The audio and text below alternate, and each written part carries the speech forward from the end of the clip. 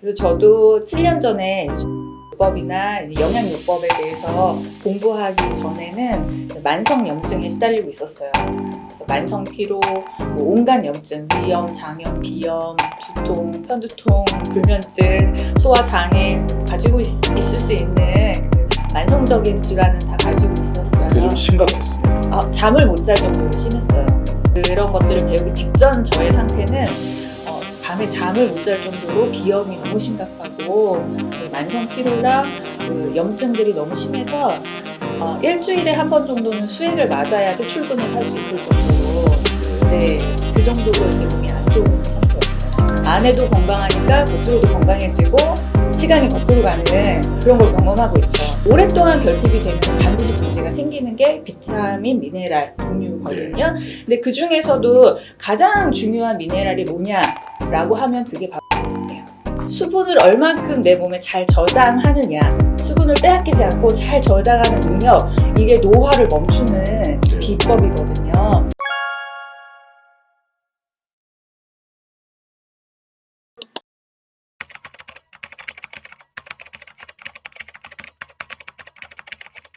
황수목 몸마음 다스림센터 대표님이십니다. 안녕하세요. 네, 안녕하세요. 네. 반갑습니다. 대표님 뭐 아시는 분들도 많지만 모르는 분들도 계시니까 대표님 소개를 좀 잠깐 해주십시오. 네, 저는 몸마음 TV 유튜브 운영하고 있고 몸마음 다스림 센터 운영하고 있는 황수목입니다.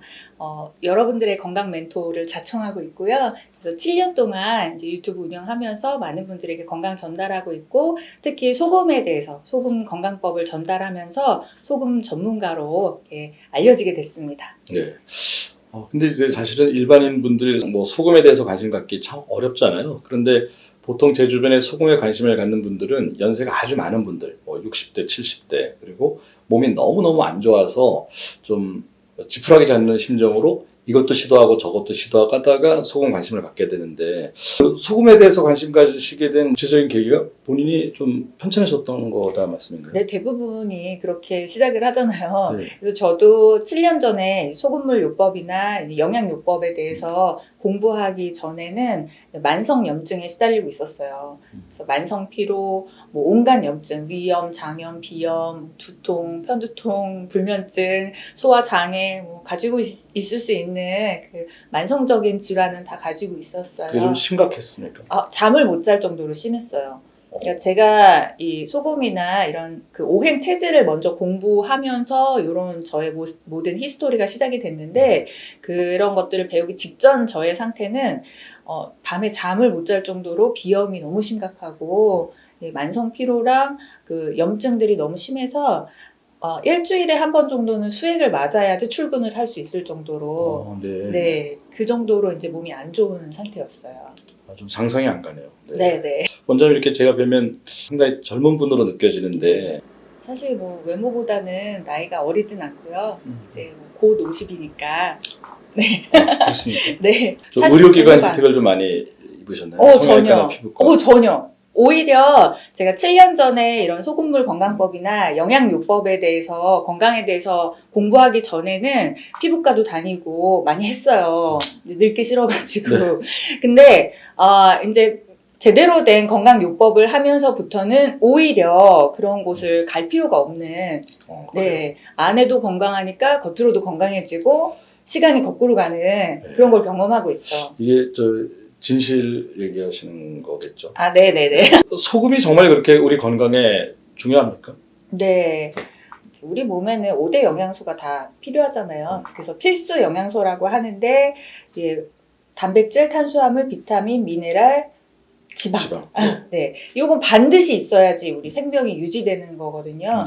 그 중에 단백질, 지방 같은 것들은 좀 저장이 돼 있죠. 우리 세포 자체가 단백질과 지방으로 돼 있으니까 많이 저장이 돼 있고 그다음에 탄수화물은 에너지원이에요. 그래서 먹으면 에너지로 다 사용이 되는 거고 이 탄수화물 에너지원을 에너지로서 활성화시켜주는 자동차로 치면 배터리 같은 그런 역할을 하는 게 비타민 미네랄이거든요. 그래서 이 비타민 미네랄이 하는 역할이 사실은 가장 중요해요. 하나 중요하지 않은 영양소는 없지만 이것들을 가동하기 위해서는 비타민, 미네랄이 매일 필요해요. 이거는 쓰고 나가고 일부는 재활용이 계속 되지만 대부분 쓰고 나가는 거기 때문에 계속 보충을 해줘야 되고 오랫동안 결핍이 되면 반드시 문제가 생기는 게 비타민, 미네랄 종류거든요.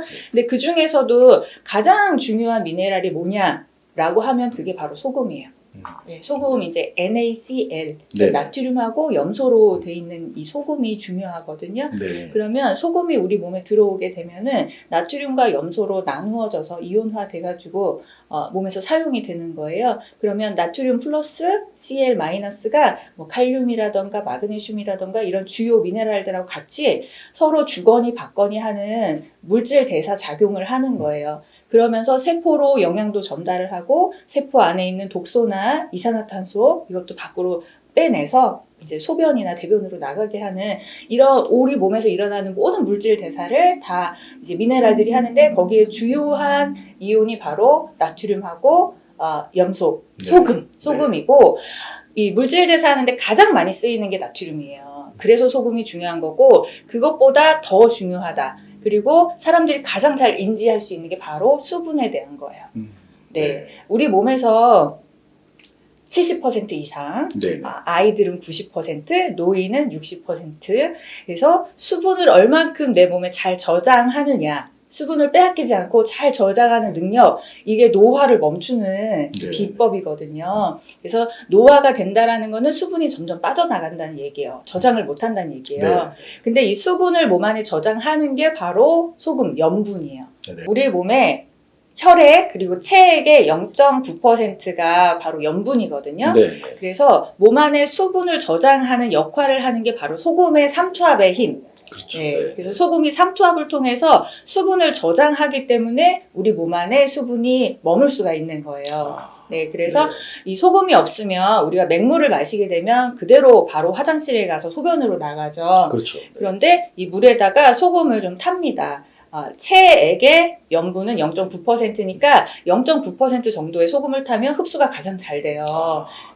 그래서 소금과 함께 물을 마시게 되면 바로 화장실에 가서 배출되지 않고 몸 안에 흡수가 돼서 그걸 다 활용을 한 다음에 쓰레기를 가지고 소변으로 천천히 나가게 되는 거예요. 젊게 지내려고 하면 소금 탄 물을 마시는 게 좋은 거예요. 그게 가장 좋아요. 그래서 몸 안에 염분이 얼만큼 있느냐. 내가 뭐 반찬이나 음식을 통해서 먹은 소금이든 물과 함께 내가 같이 타서 마신 소금이든 소금의 양이 먼저 정해져 있고 거기에 맞는 수분이 흡수가 되고 나머지는 이뇨작용을 통해서 버려지게 되는 거예요. 그래서 우리의 혈액도 짭짤하고 소변도 짭짤할 것이고 짬내가 나잖아요. 눈물도 짜고 땀도 짜고 그 이유가 우리 몸에 들어온 물은 염분 0.9%에 딱 맞춰져서 저장이 되고 나머지는 이뇨작용으로 나가요. 그래서 소금을 포함한 그 물이 체액을 구성하고 우리 혈액을 구성하고 그래서 우리 몸에서 일을 다 하고 신장에서 걸러져 가지고 신장에서 마지막까지 재흡수가 되고 걸러지는 게 바로 소금이에요. 그래서 하루에 우리 몸에서 사용되는 소금은 5kg. 5kg 정도가 계속 재활용되는 거고 소변을 통해서 땀을 통해서 또는 우리가 이렇게 말할 때 증발되는 물 이런 모든 것들을 통해서 나가는 게 한 15g에서 뭐 여름에 땀 많이 흘리고 이러면 30g 정도가 배출이 되기 때문에 그 정도의 소금은 하루에 먹어줘야 된다. 그럼 그게 평소에 우리가 음식을 통해서도 염분 섭취를 많이 하는데 그거 정도면 되나요? 아니면 추가로 먹는 게 좋은 건가요? 요즘에 우리가 식사를 세 끼를 제대로 하면서 국물 먹고 뭐 김치, 장아찌, 젓갈 막 해갖고 저장, 염장 식품으로 막 이렇게 먹는 게 아니잖아요. 냉장고가 생기면서부터는 염장 식품이 많이 줄어들었어요. 그래서 뭐 한 끼를 그냥 커피에 빵으로 때우기도 하고 뭐 간단하게 때우기도 하고 그렇기 때문에 사실 우리가 먹는 소금의 양이 음식에서 들어오는 소금의 양은 그렇게 많지가 않아요. 하루에 5g에서 10g이 채 안 될 거예요.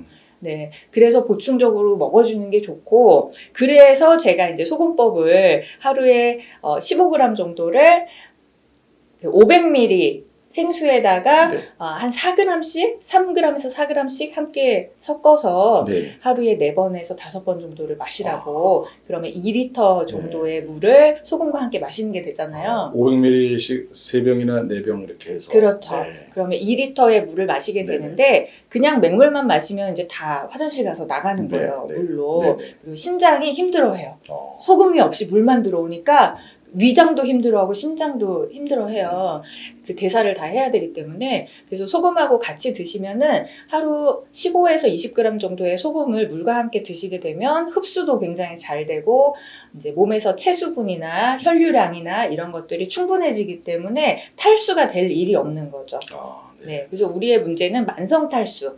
만성탈수가 되면서 체수분, 혈액량 부족 이걸로 인해서 세포까지 가야 되는 혈액이 부족해지니까 혈행 대사가 안 좋다 이런 얘기 하잖아요. 네네. 근데 피가 돌만한 피량 자체가 부족한 거예요. 아, 네, 혈관이 막히고 뭐 이런 거는 두 번째 문제고 이 체수분과 혈류량 자체가 부족하니까 피의 양 자체가 부족하니까 이제 대사가 안 되는 거예요.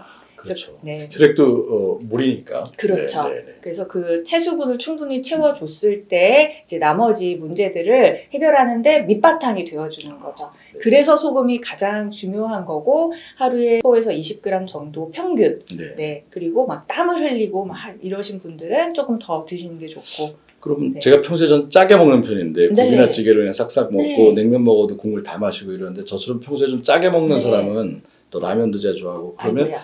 이런 사람은 사실상 그냥 평소 생활 속에서 한 15g 다 쓴다고 하면 저는 소금을 별도로 섭취할 필요가 없나요? 아, 여기서 잠깐 네. 혹시 커피 드시나요? 커피를 제가 하루에 한 잔, 적게 한 잔, 많이 들면 3잔, 평균 한두 잔 마십니다. 아, 네. 커피는 대표적인 이뇨 작용을 하는. 그렇죠. 예. 네. 그래서 내가 커피를 마시게 되면은 수분이 2배로 빠져나가요. 아, 2배나요? 네, 2배로 빠져나가요. 그냥 안에 있는 수분까지 그냥 끌고 나가요.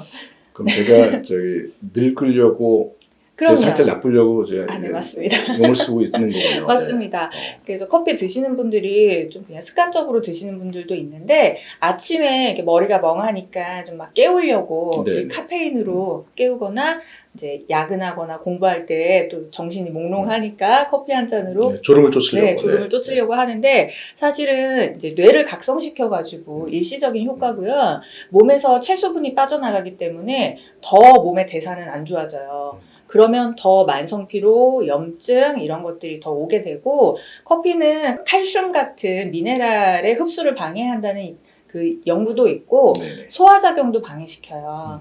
따뜻한 물에 소금을 함께 타서 소금차로 아, 네, 마시면은 쫙 흡수가 되면서 굉장히 대사 순환이 좋아지니까 좀 정신도 좀 네. 맑아지나요? 맑아져요. 아, 졸음도 좀 네. 사라질까요? 저희가 졸린 게 네. 대부분 설탕을 먹으면 많이 졸려요. 아, 그런 것 같네. 그럴 때 이제 소금차를 한 잔 딱 드시면은 순환이 쫙 되고 흡수가 쫙 되면서 정신도 좀 맑아집니다. 당장 오늘부터 시도해 보겠습니다. 커피 대신에 소금차를 마셔라. 소금차. 그것도 따뜻하게 마셔야 됩니까? 네, 따뜻하게 마시는 게 좋은 이유는요. 차가운 걸 먹으면 우리의 체온이 떨어지면서 면역이 떨어져요. 특히 소화기로 차가운 아이스 아메리카노가 들어가게 되면 위가 굳어요. 차가우니까 굳어요. 네. 그러면서 소화를 시키려면은 에너지와 이 혈류가 필요하잖아요. 네. 위로 혈액이 가야지 이 연동 운동이 네. 되면서 이제 소화를 잘 시키게 되고 소화액 자체도 소금의 NaCl 중에 Cl, 염소 그리고 요오드가 주요 성분이에요. 소화액에. 네. 근데 이제 국물 안 먹고 염분이 부족하고 그러면 위장으로 혈액도 덜 가지만 소화액도 잘 안 만들어져요. 저는 늘 뭐 맹물을 마셔도 얼음 해놓고 네. 물 이렇게 정수를 네. 먹고 막 커피도 냉으로 먹고. 근데 네. 저는 어떻게 생각했냐면은 저도 상식으로는 좀 따뜻한 게 좋다라는 네. 말씀을 들었긴 했는데 뭐 이거 잠깐 먹는 거니까 또 몸이 또 체온에서 덮여지니까 괜찮을 거다 생각했는데 네. 이건 좀 잘못된 생각인가요? 이제 그 자정작용으로 체온으로 올리려면 몸에서 에너지를 많이 써야 되죠. 아, 그렇죠. 에너지 쓰게 네. 되네요. 네. 그러면 내가 일을 한다거나 뭐 소화를 시킨다거나 해야 되는 에너지를 거기에다 다 쓰게 되는 거예요. 네. 그래서 근데 부족해. 에너지가 딸려. 다 못 올렸어요, 온도를. 네. 그러면 몸 안에 냉기를 쌓아두게 돼요. 네. 아. 그러면서 이제 배꼽 주변에 네. 적이라고 하는 딱딱한 네. 그 근육도 아닌 것이 딱딱하게 뭉쳐 있고 싹 만져보면 이렇게 냉한 기운이 올라오거든요. 그런 것들이 네. 이제 냉기와 독소들이에요. 네네. 45도 정도 하면 내장기 온도가 그 정도 되거든요. 네. 그 정도의 온도에다가 소금물을 타가지고 혹은 이렇게 미네랄, 비타민 미네랄을 같이 타서 그걸 한 잔을 마시게 되면 흡수도 잘 되고 소화기도 편안해지고 굉장히 좋은 거죠. 그러면 혹시 그 소금 대신에 무슨 영양제, 비타민 네. 이런 거 타서 먹으면 더 좋은가요? 아니면 소금이 더 좋은가요? 비교를 하자면 그러니까 역할이 다른 거예요. 하는 역할들이 다른데 하는 역할의 비중을 따지면 소금이 하는 역할이 훨씬 커요. 그래서 제1 미네랄인 거예요, 소금이.